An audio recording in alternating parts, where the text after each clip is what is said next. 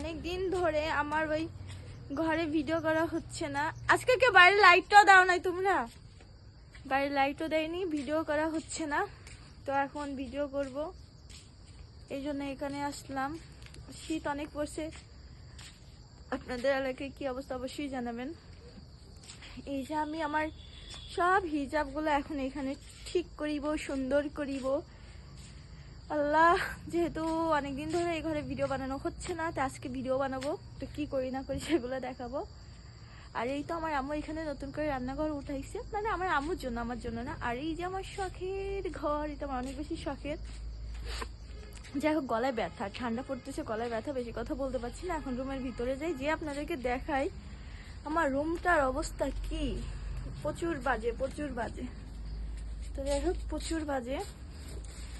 আগে আমি লাইটটা দিয়ে নেই, এই যে লাইট দিলাম।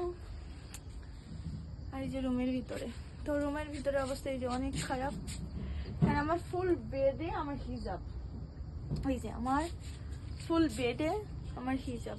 হিজাব ছাড়া কিছু না, আপনাদের একটু দেখাই। এই যে দেখেন, শুধু হিজাব আর হিজাব। এখানে বেগুন এনেও রাখছি, রান্না বাড়ার ভিডিও করবো দেখে করা হচ্ছে না।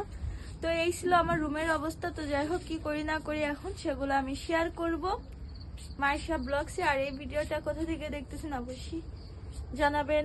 হয়তো এই ভিডিওটা সবাই এনেস মাইশাতে। তো যাই হোক, কিছু বলার নেই। টাটা, আল্লাহ হাফেজ, সব ভালো থাকবেন। আর শীত কেমন অবশ্যই কমেন্ট